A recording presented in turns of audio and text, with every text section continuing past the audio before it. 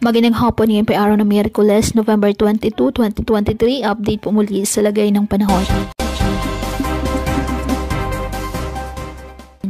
Ayon sa Pag-asa, shearline ang nakakaapekto pa rin sa eastern section ng Southern Luzon at Visayas at northeast monsoon o amihan nakakaapekto sa nalalabing bahagi ng Luzon. Ang mga nasabing weather system kasabay po ng mga localized thunderstorms ay patuloy po na magpapaulan sa iba't ibang bahagi ng ating bansa.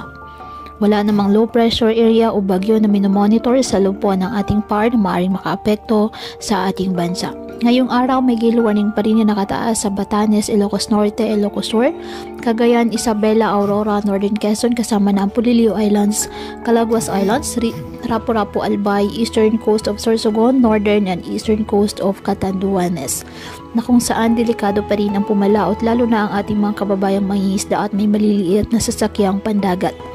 Ngayong araw ang Visayas, Bicol Region, Mimaropa, Quezon at Zamboanga Peninsula, asahan pa din po ang maulap na halangitan na may kalat-kalat na pag-ulan at thunderstorms dahil sa shearline.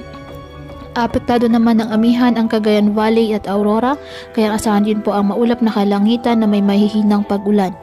Ang nalalabing bahagi ng Luzon kasama ang Metro Manila, bahagyang maulap hanggang sa maulap na kalangitan with isolated light rains dahil sa northeast monsoon. Ang nalalabing bahagi ng Mindanao, apektado naman ng mga localized thunderstorms. Kaya po patuloy po natin na pinag-iingat ang ating mga kababayan sa banta ng mga pagbaha at pagguho ng lupa at ugaliin po na magdala palagi ng payong o kahit anong panangga sa ulan kapag lalabas ng ating mga tahanan. At yan po muna ang update sa lagay ng panahon ngayong araw. Muli patuloy po tayo na mag-ingat at palaging tandaan, God loves you. Stay safe and God bless you.